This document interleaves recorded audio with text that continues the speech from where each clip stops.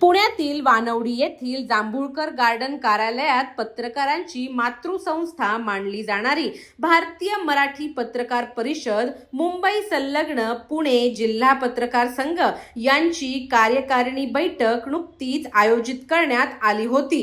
देशभरात जिल्हा आणि तालुका पातळीवर कार्यरत असलेल्या या परिषदेमध्ये हजारो पत्रकार सदस्य, सभासद आणि पदाधिकारी सक्रिय आहेत.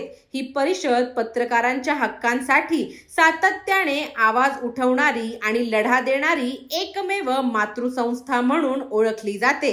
या आढावा बैठकीसाठी अखिल भारतीय मराठी पत्रकार परिषदेचे अध्यक्ष SM Deshmukh sir, Sharad Pabale sir, Shelar Anna, Sunil Lonkar, पश्चिम महाराष्ट्र उपाध्यक्ष गणेश मोकाशी, पिंपरी चिंचवड अध्यक्ष अनिल वडगुळे, डिजिटल मीडिया अध्यक्ष विनय सोनावणे, माजी अध्यक्ष महावीर जाधव, सागर सूर्यवंशी, राम शेडगे, हनुमंत रामदासी, सिद्धांत चौधरी, रेखा भेगडे, चिराग फुलसुंदर यांच्यासह अनेक पत्रकार संघाचे पदाधिकारी आणि सदस्य मोठ्या संख्येने उपस्थित होते.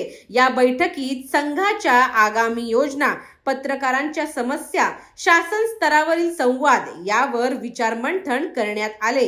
पत्रकार परिषदेच्या बळकटीकरणासाठी सर्वांनी एकत्र येण्याचा निर्धार यावेळी करण्यात आला.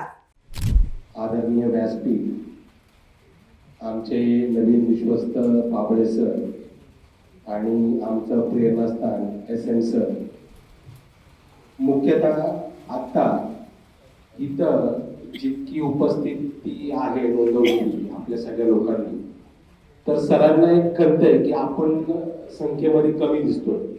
पुणे जिल्ह्याची बैठक बघता इथं जास्त लोक असले पाहिजे, कारण की सर ज्या ज्या ग्रामीण भागामध्ये जातात तिथं किमान जिल्ह्याच्या बैठकीला 300च्या पुढे पत्रकार असतात.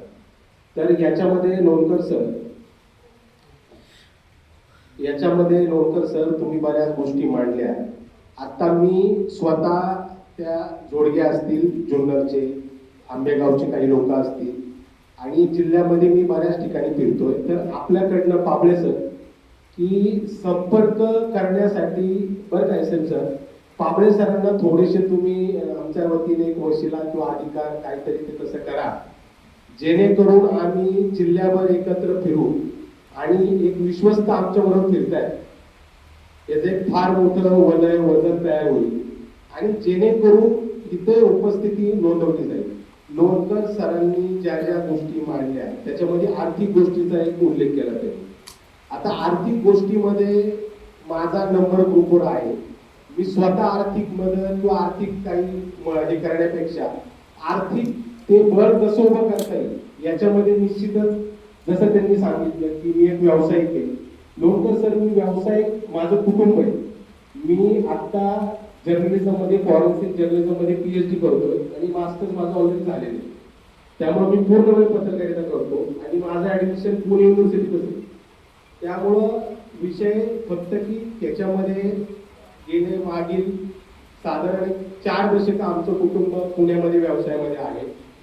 तर त्यामुळं व्यवसायात पत्रकारितेमध्ये आर्थिक पाठबळ कसं उभं करायचं याचं थोडंसं सज्ञान आम्हाला आहे.